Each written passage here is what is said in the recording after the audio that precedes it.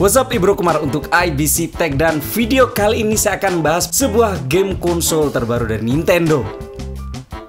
Selama 1,5 tahun kita sudah mendengar berbagai rumor mengenai kehadiran konsol terbaru dari Nintendo ini. Dan dari rumor yang beredar juga disebutkan bahwa nama untuk Nintendo terbaru ini adalah namanya Nintendo NX. Tapi ternyata semua salah, semua dusta, semua fitnah. Karena yang betul adalah Nintendo Switch. Yes, Nintendo Switch itu adalah gaming konsol terbaru dari Nintendo. Sebuah video terbaru di-launching oleh pihak Nintendo. Di video yang berdurasi 3 menit tersebut, kita bisa mengambil poin-poin apa saja yang membedakan antara Nintendo Switch ini dengan gaming konsol yang sudah pernah ada di pasaran seperti PS4 atau Xbox atau Nintendo Wii sendiri. Poin-poinnya adalah yang pertama, fungsinya. Kalau misalnya saya ambil contoh Sony misalnya, kalau misalnya kita ingin bermain game di rumah dengan layar yang besar, kita menggunakan PS4. Tapi begitu kita ingin keluar, kita ingin bermain games selama perjalanan atau ya sambil nunggu antrian atau apa, Sony menyediakan PSP.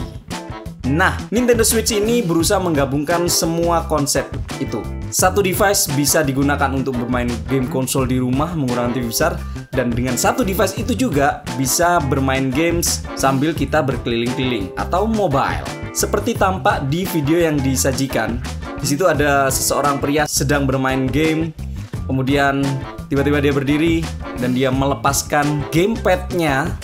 Kemudian dia meletakkan gamepad itu dipasang di seperti sejenis sebuah tablet.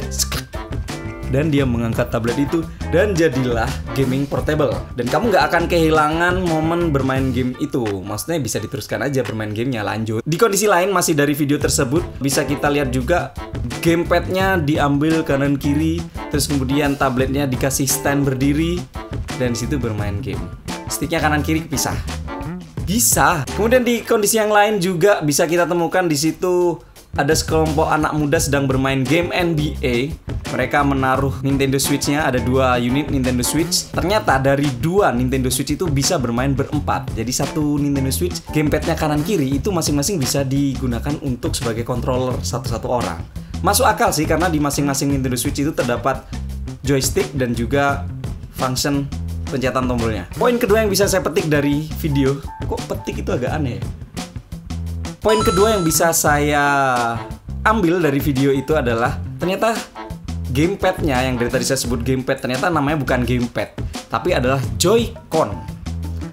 Con itu dari controller, Joy itu joy, stick ya mungkin ya, tapi disingkat jadi Joy-Con. Jadi controller joy, jadi controller kesenangan, controller bersenang-senang.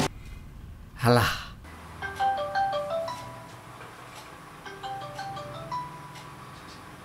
Bentar ya, angkat telepon dulu. Halo, halo. Hey. Yo Gresik itu lo manyar itu, iya. Oh Yunji, ya wis, ya wis. Ya wis, ya wis, dah. Lanjut. Sampai mana barusan? Oh iya. Dari video tersebut juga bisa kita lihat bahwa si Nintendo Switch ini memiliki opsi game controller, atau mereka beri nama controller Pro Nintendo Switch. Good. Yang saya yakin juga pastinya ini akan dijual secara terpisah. Kemudian poin berikutnya, Nintendo Switch tidak menggunakan DVD. Mereka menggunakan seperti kartu DS card gitulah ya, kartu kecil. Kita juga belum tahu itu teknologi cardnya itu seperti apa. Tapi yang jelas tidak berupa DVD atau tidak berupa file yang di-download. No, mereka akan menjual card-card seperti itu untuk setiap gamenya. Dan berikutnya informasi yang bisa saya share, sudah ada 48 software company yang mendukung Nintendo Switch. Dan dari 48 software company tersebut, dari video 3 menit yang saya saksikan, ada sekitar 6 game yang sudah jelas pasti akan muncul, yaitu Legend of Zelda, Mario Kart, kemudian Super Mario yang saya belum tahu itu namanya apa, kemudian Splatoon, tembak-tembakan chat kayak gitulah, tapi keren. The Elder Scrolls V, Skyrim. Kemudian satu game NBA. Masih belum tahu juga nama gamenya apa. Dan poin berikutnya yang bisa saya simpulkan bahwa sepertinya gaming konsol Nintendo Switch ini tidak dikhususkan untuk anak-anak. Karena di situ bintang iklannya rata-rata pemuda-pemudi. Pemuda-pemudi bahasanya. Orang muda yang aktif bekerja, bersenang-senang di dalam dan di luar rumah. So, dari situ mungkin saya akan menyimpulkan bahwa game konsol ini bukan untuk anak-anak. Kalau kamu punya pemikiran lain, silahkan tulis di area komen. Tapi sebelum itu, saya scan dulu videonya yang ada di channel deskripsi di bawah. Poin berikutnya yang bisa saya dapatkan adalah bahwa ternyata Nintendo ini anak Nvidia, bukan anak AMD.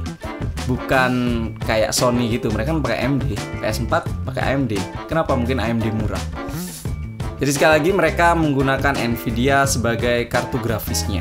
Dan satu lagi berita yang bisa saya infokan kepada teman-teman. Ada seseorang yang bernama siapa namanya tadi? Ryan Salamanda. Ya betul, Ryan Salamanda. Dia di situ memiliki konsep atau pemikiran bahwa nantinya si Joy-Con itu, si gamepadnya itu bisa di-switch menggunakan controller lainnya. Bisa disaksikan di gambar berikut ini. Yes, di situ bisa kita lihat di bagian kanan bisa diganti menggunakan controller yang itu tampak ya itu untuk Pokemon, jadi Pokemon Snap itu. Kemudian ada tombol zoom juga. Bisa digunakan untuk fishing game juga. Jadi tinggal di sloop gitu kan. Kemudian nanti buat mancing-mancing.